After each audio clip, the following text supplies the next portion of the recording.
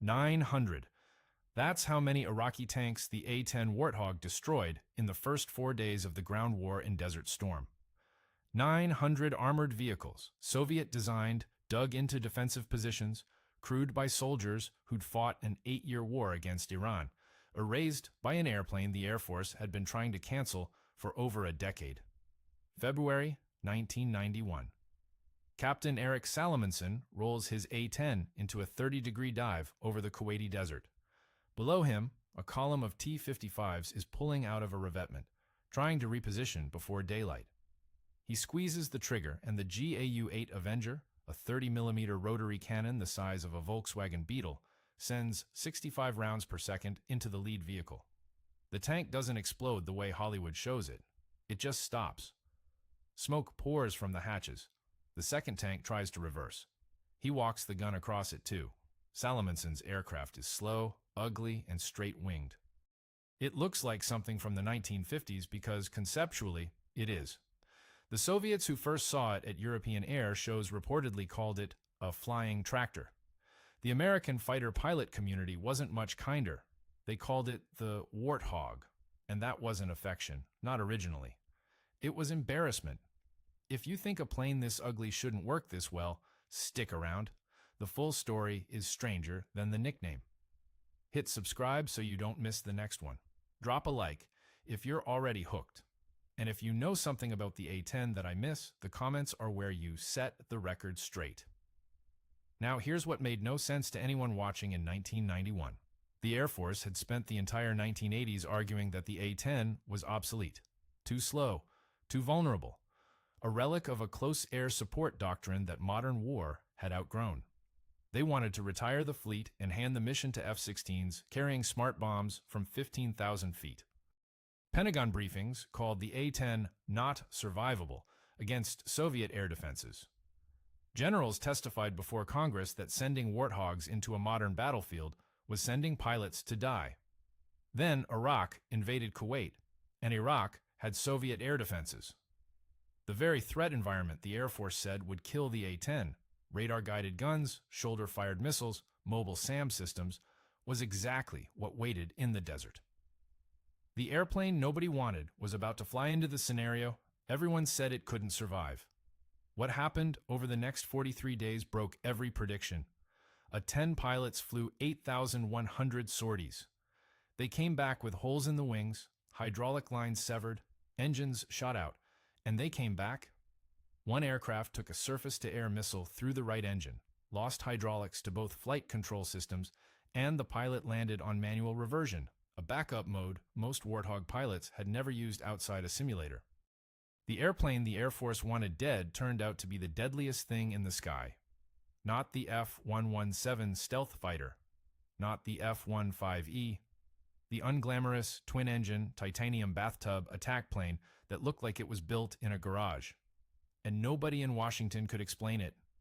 Pentagon, Arlington, Virginia. 1966. Our Air Force colonel named Avery K. drops a classified report on the desk of a general whose name has been scrubbed from every account I've found. The report is titled Something Bureaucratic and Forgettable. But its conclusion is not. American pilots are dying in Vietnam because the Air Force has no airplane designed to support ground troops.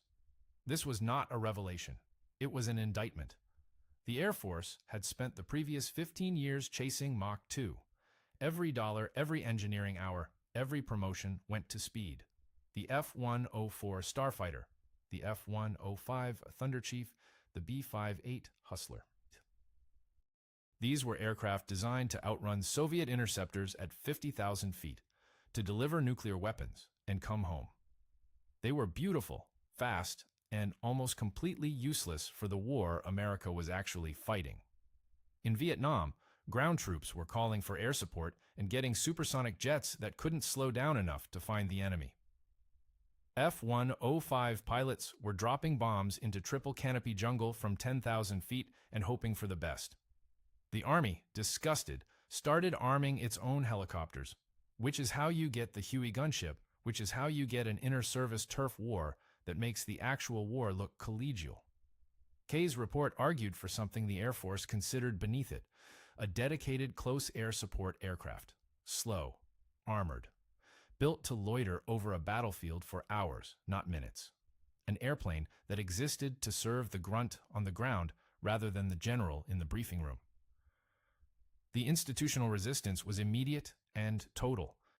Close air support was the mission the Air Force had been running from since 1947, the year it separated from the Army.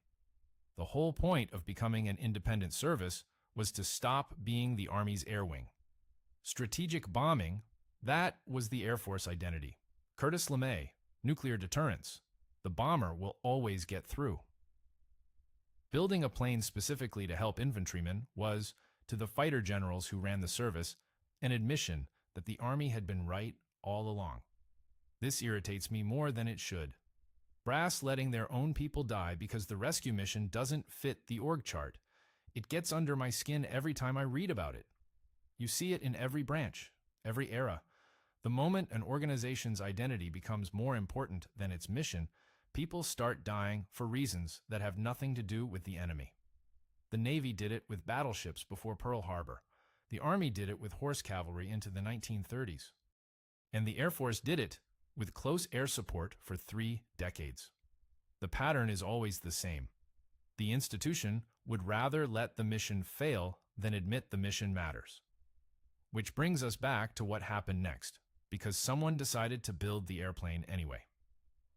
In 1967, the Air Force, under congressional pressure it couldn't ignore, launched the A-X program. The A stood for attack, a designation the service hadn't used seriously since World War II. The requirements were heretical. The airplane had to fly slow, under 400 knots. It had to carry an enormous gun. It had to survive hits from 23mm anti-aircraft rounds, the standard Soviet caliber. It had to take off from damaged runways. It had to be maintained by conscript mechanics with basic tools. 2 companies competed. Northrop submitted the A-9, a sleek, swept-wing design that looked like a proper fighter. Fairchild Republic submitted the A-10, straight-winged, twin-tailed, with the engines mounted in pods above the rear fuselage where they'd be shielded from ground fire by the wings and body. It looked like an aircraft designed by someone who'd been shot at. Because it was. Pierre Sprey, one of the key architects of the program, had spent months interviewing Vietnam combat pilots about what actually killed them. Fairchild won in January 1973. The Air Force immediately began figuring out how to kill the program. This is not an exaggeration. Within 2 years of awarding the contract, senior Air Force leadership was already discussing whether the A-10 could be transferred to the Army or replaced by a modified F-16. The airplane hadn't entered squadron service yet, and the institution that built it was drafting its obituary. The A-10 was born unwanted. It would spend its entire life that way. And it would outlive every aircraft that was supposed to replace it. Moscow, 1977. A GRU, military attaché, pins a photograph to a briefing board in a windowless room on the 3rd floor of the aquarium, Soviet Military Intelligence Headquarters. The photograph is grainy, taken at long range through a chain-link fence at a NATO air show in West Germany. It shows the A-10 Thunderbolt II in profile, parked on a tarmac between an F-15 Eagle and a Tornado GR-1. The laughter, according to one account that surfaced after the Soviet collapse, was immediate. Look at it next to those aircraft and you understand why. The F-15 is sleek, angular, predatory. It looks like velocity made solid. The Tornado has variable sweep wings and the coiled energy of a European sports car. The A-10 looks like someone bolted a cannon to a shipping container and added wings as an afterthought. Straight wings. No afterburner. A maximum speed that Soviet training jets could exceed in level flight. Flying tractor. The phrase reportedly originated not from engineers, but from Soviet fighter pilots who couldn't believe NATO was serious. And their reasoning wasn't stupid. It was rigorous. They ran the numbers the same way the American Air Force did, and they reached the same conclusion. Soviet air defense doctrine in the late 1970s was built around layered kill zones. At high altitude, SA-2 and SA-3 missile batteries. At medium altitude, SA-6 systems, mobile, radar-guided, lethal. At low altitude, ZSU-23-4 Shilka self-propelled guns firing 3,200 rounds per minute, backed by shoulder-fired SA-7 Grail missiles that any conscript could operate. The doctrine assumed that NATO aircraft would try to penetrate fast and high or fast and low. Speed was survivability. The faster you crossed the kill zone, the fewer seconds the gunner had to track you. The A-10 crossed kill zones at 350 knots. A MiG-21 crossed them at over 600. By pure mathematics, the A-10 spent nearly twice as long inside the engagement envelope of every weapon system the Soviets had deployed. Twice the exposure meant twice the probability of being hit. The calculus was clean and damning. Soviet tacticians war-gamed a NATO Warsaw Pact conflict in Central Europe and concluded that A-10 squadrons would sustain catastrophic losses within the first 72 hours. Some estimates predicted 50% attrition in the first week. The aircraft would be slaughtered over the Fulda Gap before it could meaningfully affect the ground battle. Why would the Americans build an airplane optimized to die? This was the fatal error.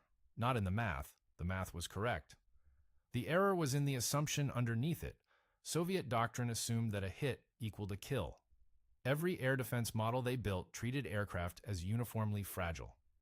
A 23mm round through the wing of an F-15 or a MiG-23 meant catastrophic structural failure, hydraulic loss, or fuel ignition. One hit, one kill. The assumption was so deeply embedded that no one in the Soviet system thought to question it. But the A-10 wasn't built like an F-15.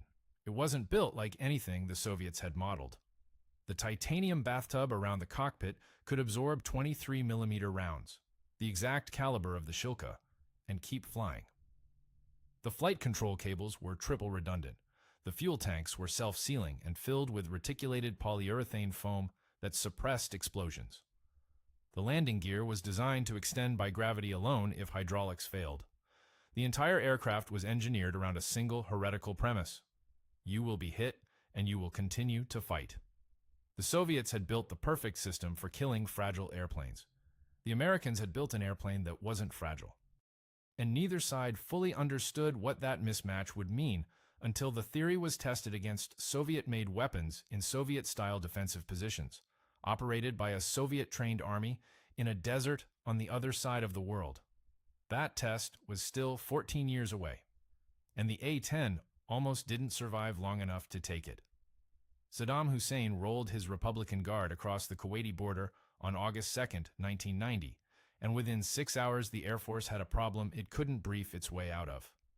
The Iraqi military was the fourth largest in the world, 23 divisions, over 4,000 tanks, T-72s, T-62s, T-55s, most of them Soviet-built, many of them dug into sand revetments with only their turrets exposed.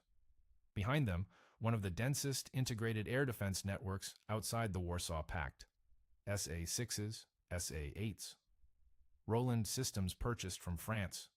And everywhere, thousands of shoulder-fired SA-7s and SA-4s in the hands of soldiers who knew how to use them. This was the Fulda Gap. Not geographically, conceptually. The exact threat matrix the Air Force had spent a decade arguing made the A-10 unsuitable for modern combat was now sitting in the desert, waiting. The Air Force's initial deployment plan for Operation Desert Shield didn't include A-10s. The plan called for F-15Es, F-16s, F-100s 11s, fast movers carrying precision munitions.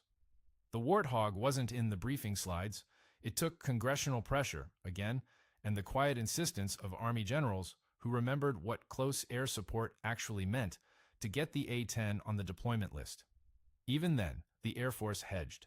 10 squadrons were assigned to the least glamorous missions: scud hunting in the western desert, combat search and rescue, battlefield interdiction behind the forward line. The kill box assignments over the main Iraqi positions went to fast jets with laser-guided bombs. The Air Force was sending the A-10 to war while making sure it couldn't prove itself in the war's decisive theater. Then the ground campaign started. February 24, 1991. What happened in the next 96 hours wasn't a battle. It was an unraveling. Iraqi units that had survived 38 days of strategic bombing began moving, retreating, repositioning, surrendering, and the moment they moved, they became visible.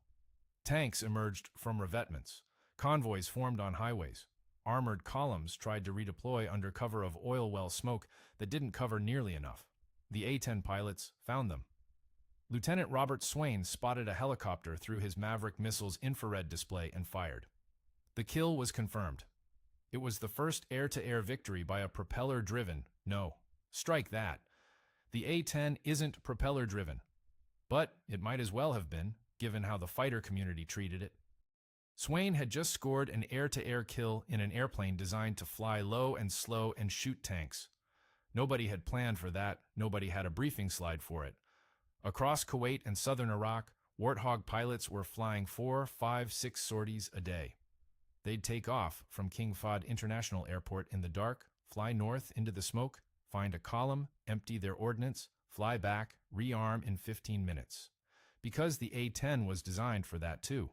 Rapid turnaround by ground crews with basic equipment, and fly north again before the previous sortie's bomb craters had cooled. Captain Todd Sheehy took a hit from a shoulder-fired missile on day 2 of the ground war. The missile struck aft of the right engine, shredding hydraulic lines and punching fragments into the fuselage. His wingman called out the damage, fire trailing from the nacelle, pieces of skin peeling away in the slipstream. Sheehy ran the emergency checklist, got the fire out, and flew the aircraft back to base on one engine with manual flight controls. He landed, walked around the airplane, counted the holes, and flew a different jet that afternoon.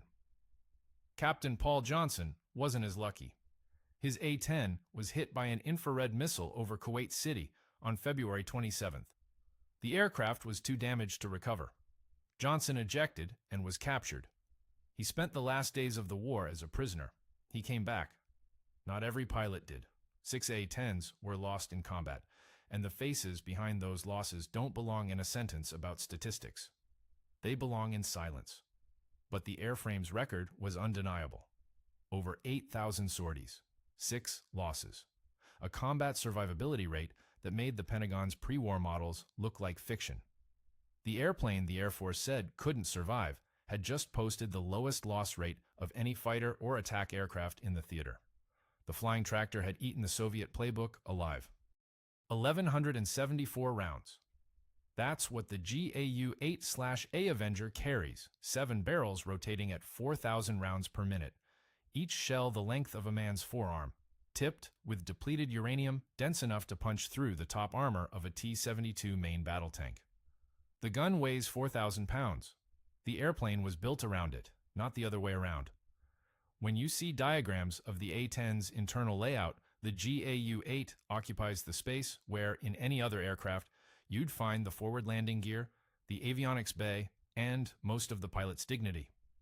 In the 73-hour ground war, 10 pilots used that gun the way it was designed to be used, low, close, and repeatedly. The standard attack profile worked like this. A 2-ship flight would arrive over a kill box at 10,000 feet, above the effective ceiling of most shoulder-fired missiles.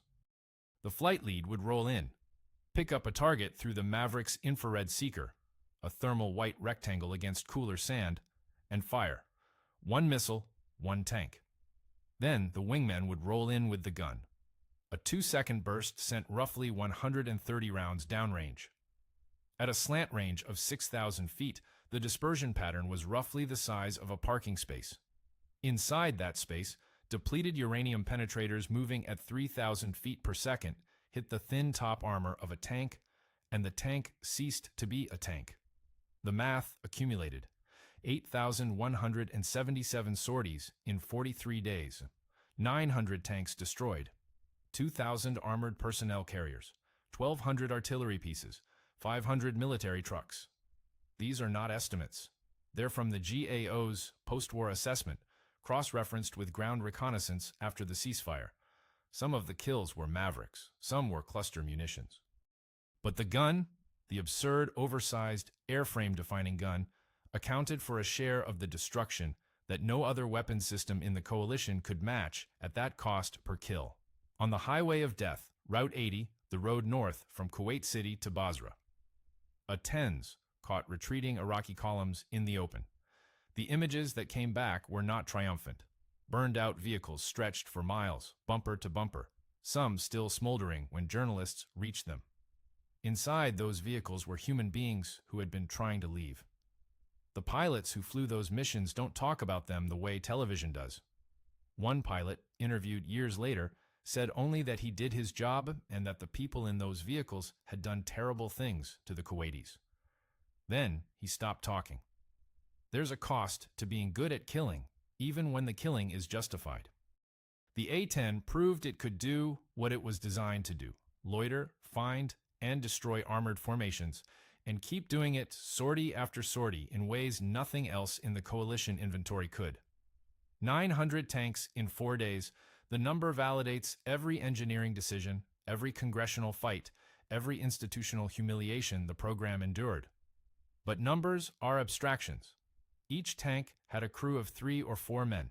Some of them were conscripts who didn't want to be in Kuwait any more than the Americans wanted them there. The A-10 did what it was built to do. Whether anyone sleeps better for knowing that is a different question, and not one the airplane can answer. They tried to kill it 4 times before I ever strapped into one. Colonel Greg Buster Wilson flew A-10s in Desert Storm and was still flying them in Afghanistan 12 years later. He said this at a retirement dinner in 2014, and the room, mostly Warthog pilots, a few maintainers, one Army liaison who'd called in enough close air support to know what he owed them, went quiet. 4 times, and every time it came back meaner. He wasn't exaggerating.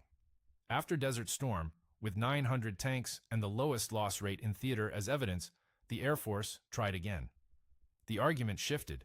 The A-10 had proved itself against a degraded Third World military, they said, not a peer adversary.